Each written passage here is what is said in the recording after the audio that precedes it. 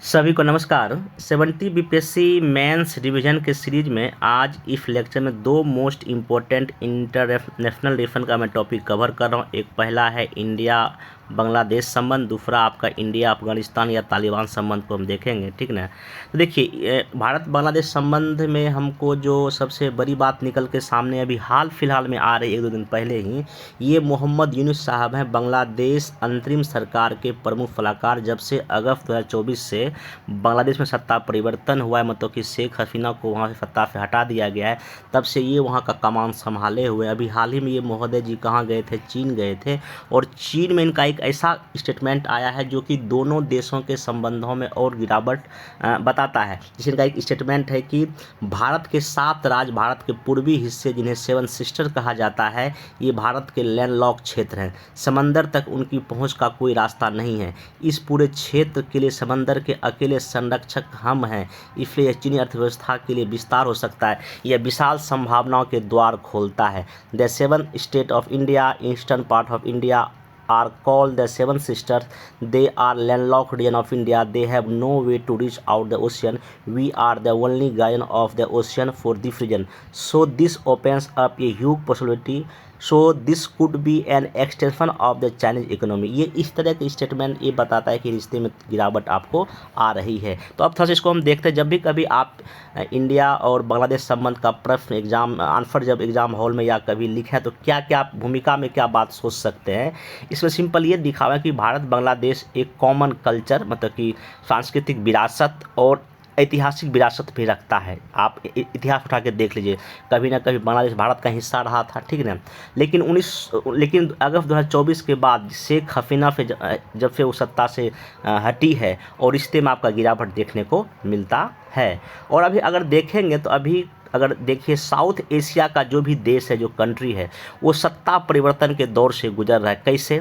बांग्लादेश का एग्जांपल आप दे सकते हैं, ठीक ना। नेपाल में देखिए, वहाँ पे डेमोक्रेसी वर्सेस आपका क्या राजतंत्र का मामला हो रहा है, ठीक ना। फिर अफगानिस्तान में जिस तरह से तालिबान शासन स्थापित हुआ 2021 में। फिर पाकिस्तान में देखिए सत्ता परिवर्तन होते रहता है। म्यांमार में सैन्य शासन है। तो कहने का मतलब ये है कि साउथ एशिया का देश जो है कुछ अभी संक्रमण के दौर से गुजर रहा है। अगर ओवरऑल क्वेश्चन अगर ऐसा पूछेगा तो आप इन चीज़ पर भी ध्यान रखिएगा। अब हम आते हैं कि बांग्लादेश में जो शेख हसीना की जो सरकार गिरी है, उनको सत्ता जो हटाया गया, इनके पीछे मेन रीजन क्या था? अगर कभी क्वेश्चन में पूछे तो क्या लिखिएगा? देखिए, जनवरी 2024 में वहाँ चुनाव हुआ था बांग्लादेश में, ठीक ना। चुनाव हुआ था, ठीक ना, सरकार बनने के लिए। तो शेख हसीना चुनाव जीती थी और वहाँ वो बनी थी प्रधानमंत्री, ठीक ना। लेकिन इस चुनाव में सबसे बड़ा समस्या ये था कि मुख्य विपक्षी पार्टी जो है ना, वहाँ की जो है खालिदा जिया की पार्टी, उसने चुनाव में भाग नहीं लिया था क्योंकि उन पर प्रतिबंध या उनको जेल में बंद कर दिया गया था। और एक ग्लोबल एंटी करप्शन संगठन है, उसका नाम है ट्रांसपेरेंसी इंटरनेशनल। उनका एक कहना था रिपोर्ट में कि ये जो इलेक्शन था 2024 का जनवरी के महीने में बांग्लादेश में, ये वन साइडेड था क्योंकि कोई विपक्षी पार्टी तो थी नहीं। तो शेख हसीना वहाँ चुनाव क्या कर गई थी? जीत गई थी। तो ये चुनाव से भी कहीं ना कहीं जो है वहाँ के लोगों में एक मोटा मोटी आक्रोश था जो कि विपक्षी पार्टी के समर्थन में थी, ठीक ना। अब देखिए और क्या हुआ, जब सरकार तो खैर बन ही गई, इसी समय क्या हुआ कि एक आरक्षण का मुद्दा निकल के सामने आया जो कि छात्र मूवमेंट के रूप में एक बड़ा मूवमेंट हुआ, जिसकी वजह से उनको सत्ता से हटना भी पड़ा शेख हसीना को। देखिए, ओवल 56% आरक्षण की बात थी, जिसमें कि 30% आरक्षण जो है ना स्वतंत्रता सेनानी को देना था, जो कि 1971 के बांग्लादेश मुक्ति आंदोलन में जो भाग लिए थे, ठीक ना। फिर 10% महिलाओं का आरक्षण की बात है। फिर 10% पिछड़े जिले के लिए था आरक्षण। 5% वो था जो जनजातीय अल्पसंख्यक हैं उनके लिए, और 1% वो जो शारीरिक रूप से विकलांग है उनके लिए आरक्षण का प्रावधान था। लेकिन जो बांग्लादेश के छात्र का ये कहना था कि ये जो 30% कोटा है इसको ख़त्म कर दिया जाए, और आरक्षण अगर देना ही है तो सिर्फ पिछड़े लोगों को दिया जाए, पिछड़े वर्ग को दिया जाए, जनजाति को, जो कि समाज के कमज़ोर वर्ग हैं, सभी को आरक्षण देने का कोई यहाँ मतलब नहीं है। ये मेन छात्रों का मांग था, जो कि छात्र मूवमेंट उस समय जुलाई अगस्त में वहाँ पे देखने को मिला। और ये इसी दौरान क्या हुआ, जो भी पत्रकार मैन थे, जो भी विपक्ष के नेता थे, सबको शेख हसीना कहीं ना कहीं जेल में क्या कर दिया था? बंद कर दिया। एक और कारण ये भी कह सकते हैं कि बांग्लादेश का जो टेक्सटाइल इंडस्ट्री वो भी कई तरह के संकट के दौर से गुजर रही, जो कि वहाँ रोजगार का एक बड़ा स्रोत है। तो अगर क्वेश्चन ये पूछेगा कि आखिर जो शेख हसीना को सत्ता से हटना पड़ा, जो पावर से हटना पड़ा, उसके पीछे मेन वजह क्या था? तो मेन वजह आप तो एक तो लिख देंगे कि जनवरी 2024 का जो इलेक्शन में जिस तरह से वन साइडेड था, ठीक ना, विपक्षी पार्टियों को जेल में बंद करना, बैन लगाना ये था।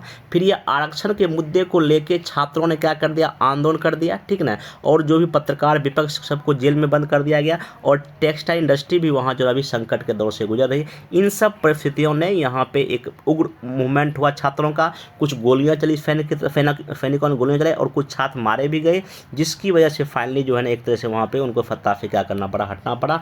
तब जाके फत्ता में जब ये हटी तब आपका ये मोहम्मद यूनुस साहब जो कि नोबेल पुरस्कार व्यक्ति हैं, इनको वहाँ का अंतरिम सरकार का प्रमुख सलाहकार बनाया गया है। और जब से बने हैं तो इंडिया के खिलाफ कहीं ना कुछ बयानबाजी इनका चलते रहा है। ठीक, अब हम आते हैं कि जो अभी जो शेख हसीना का हटना, कहीं ना कहीं शेख हसीना भारत के हमेशा पॉजिटिव रहती है, ठीक ना, और जब से ये पद से हटी है तो भारत के लिए क्या क्या चिंताएं निकल के सामने आई। देखिए, पहला तो ये है कि हम एक अच्छे साझेदार को कहीं ना कहीं खो दिए हैं, एक अच्छे साझेदार की हमारी हानि हुई है, ठीक ना, और उनके जाने के बाद देखिए वहाँ पे कट्टरवाद या और भी जो हिंदुओं के साथ जो हमले की घटनाएं क्या हो गई, बढ़ गई हुई, कट्टरवाद, अल्पसंख्यकों की सुरक्षा का मामला आ गया है, और कनेक्टिविटी को लेकर भी दिक्कत, और वहाँ चाइना का प्रभाव जो है ना ऑब्वियस सी बात बढ़ता आपको दिखाई पड़ेगा। ये सब 4-5 पॉइंट जो है ना भारत के लिए चिंता का विषय, आप एग्जाम में ऐसा करके लिखेंगे। लेकिन हाँ, अगर कभी ये पूछे कि भारत के लिए बांग्लादेश क्या इंपॉर्टेंस रखता है, क्या महत्व रखता है, देखिए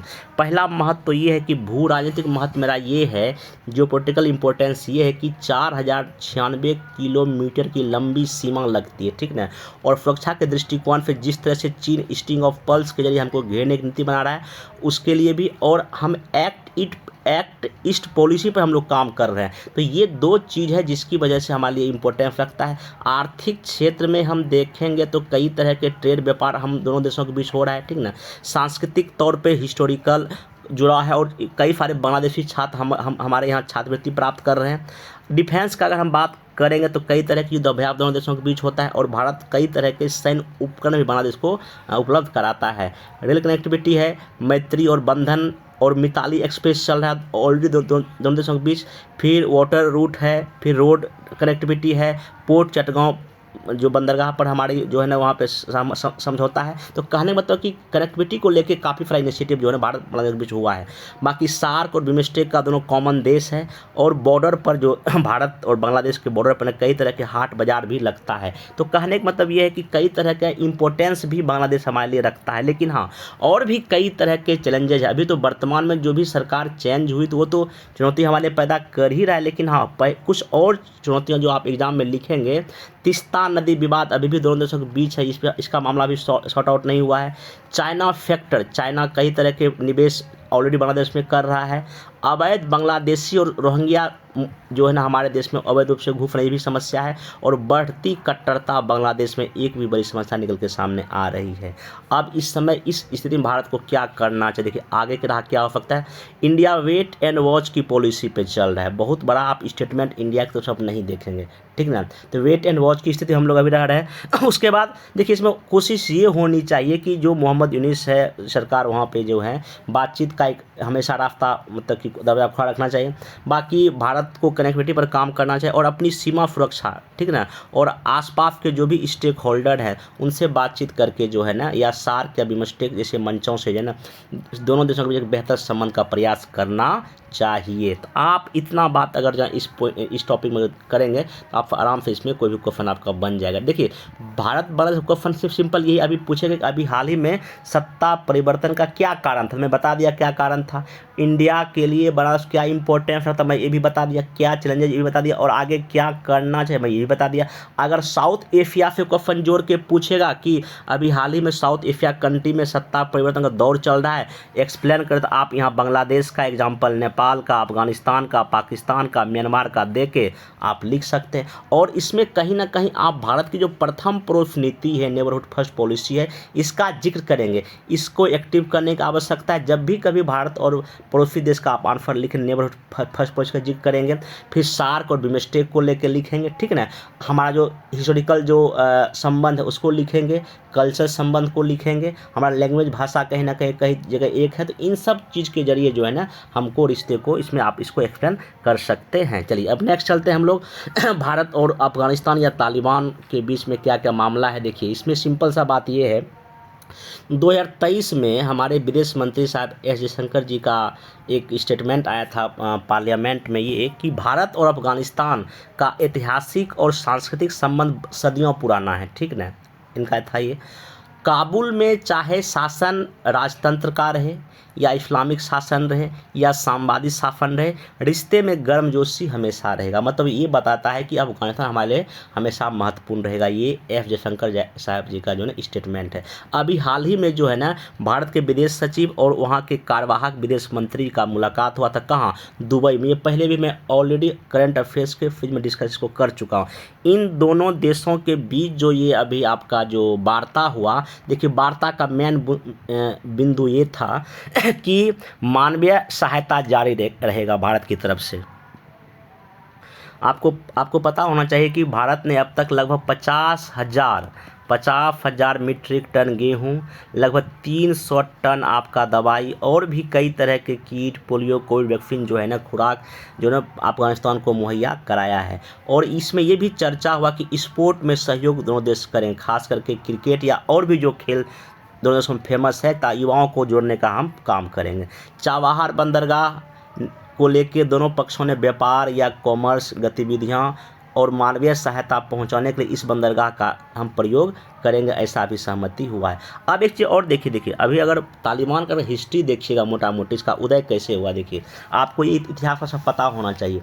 1990 के दशक में इसका उदय होता है। उदय क्यों होता है कि जब यहाँ से सोवियत संघ की वापसी हुआ अफगानिस्तान से, तो ये आपका तालिबान संगठन का उदय हो रहा है।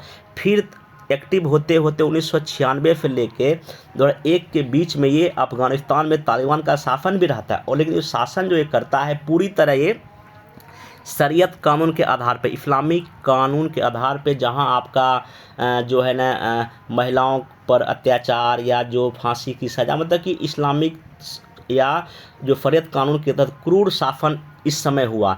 फिर बाद में आपको पता है कि 2001 में जो अमेरिका पे आतंकवादी हमला हुआ था, उसके बाद अमेरिका पूरी दुनिया से आतंकवाद को ख़त्म करने का प्रयास करता है। इसी में तालिबान पर भी अंकुश लगाता है। और 2001 से लेके 2020 तक मोटा मोटी जो तालिबान में अफगानिस्तान में तालिबान शासन नहीं रहता है। वहाँ कभी चुनी हुई सरकार या ऐसे करके सरकार वहाँ बनते रहती है। लेकिन 2011 में अमेरिका ने अपना सैनिक वहाँ से वापस बुला लिया। कहाँ, तालिबान से, अफगानिस्तान से अपना सैनिक क्या बुला लिया, वापस बुला लिया।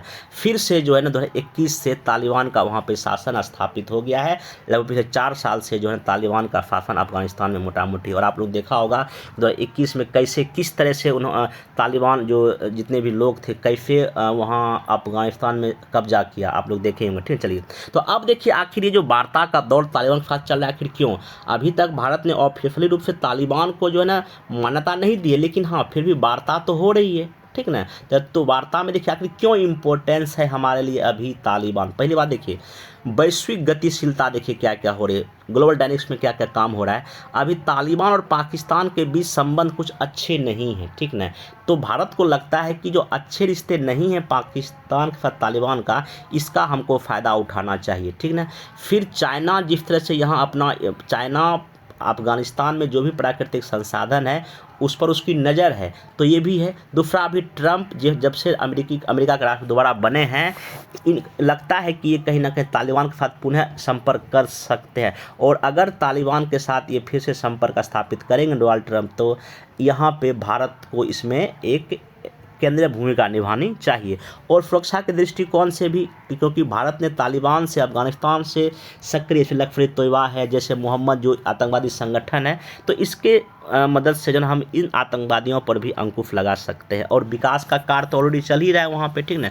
कई सारा हमारा जो डॉलर वहाँ पैसा इन्वेस्ट हुआ है, कई सारे जैसे कि आपका देखेंगे वहाँ काबुल में संसद का निर्माण हुआ है, सलमा बांध का निर्माण किया गया है, ठीक ना। और भी कई तरह का इलेक्ट्रिसिटी पर काम किया गया है, सड़क निर्माण किया गया है, शिक्षा हो, स्वास्थ्य हो, वाटर मैनेजमेंट हो, सरकारी भवन हो, खेल सुविधाएं हो, कृषि सिंचाई, कई सारे क्षेत्रों में भारत ने वहाँ फाइनेंस या पैसा वहाँ लगाया हुआ है, ठीक ना। तो ये डेवलपमेंट के दृष्टिकोण से भी हमारे लिए अब मतलब तालिबान क्या है, महत्वपूर्ण है।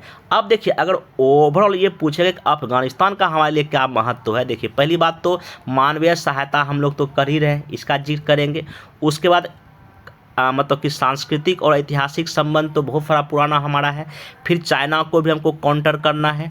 दूसरा हमारा कहीं ना कहीं वहाँ इकोनॉमिक हित भी, क्योंकि वहाँ कई सारे मिनरल्स हैं या व्यापार के पॉइंट ऑफ व्यू से, तो ये हमारा अफगानिस्तान के लिए क्या आपका इम्पोर्टेंस है। लेकिन हाँ, ओवरऑल अगर देखा जाए तो अगर कुछ चुनौतियां जो हमारे सामने है अफगानिस्तान या तालिबान को लेकर, पहला देखिए कहीं ना कहीं सुरक्षा का मामला तो अभी भी है। भले ही तालिबान के साथ हमारी बातचीत मोटा मोटी हो रही है, लेकिन अभी भी तालिबान तो कहीं ना कहीं एक तरह का आतंकवादी संगठन ही तो है, ठीक ना, ये भी देखना और जिस तरह से वहाँ मानवाधिकार का मुद्दा उठता है वो भी एक समस्या का विषय है। तो ओवरऑल इसमें आगे के राह में यही आपको मोटा मोटी लिखना है। भारत को अफगानिस्तान में आबादी के अकॉर्डिंग लॉन्ग टर्म दृष्टिकोण से जो है ना, शिक्षा, स्वास्थ्य, मानवीय राहत जैसे कार्य करने रहते, मतलब लगातार जारी रहना चाहिए। दूसरा, कोशिश ये करना चाहिए कि एक तरह के लोकतांत्रिक नेतृत्व का जो है वहाँ कुछ ऐसा स्थापना हो सके, इस पर इंडिया को प्रयास करना चाहिए, ताकि जो है ना एक अच्छा पड़ोसी अगर देश हमारे आसपास रहेगा, हम भी शांति से विकास के मार्गों पर क्या करेंगे, चल पाएंगे। आप इतना बात एग्जाम में क्या कर सकते हैं, लिख सकते हैं। तो इस दो टॉपिक में शॉर्ट में मैं कोशिश किया वो सारे की टर्म जो एग्जाम में पूछा जा सकता है या जो आप एग्जाम में लिख सकते हैं वो मैं डिस्कस किया। एक चीज़ और ध्यान देखिए आप हमेशा इस चीज़ का ध्यान रखिएगा कि एग्जाम हॉल में आप ऐसे की टर्म को ही लेके जाएंगे। बहुत सारा लंबा नोट्स के सब टॉपिक के अंदर का लाइन पढ़ के आप एग्जाम हॉल तक वो याद नहीं रहेगा। तो जो मैं की टर्म डिस्कस कर रहा हूँ आप इसको करें, ठीक ना। बाकी इसका मैं PDF शेयर कर दूंगा, वहाँ पर इसको डाउनलोड कर लीजिएगा, ठीक ना। बाकी अब हिस्ट्री और भी जो टॉपिक बचा है आगे वाले लेक्चर में इसमें कवर करूँगा। Thank you.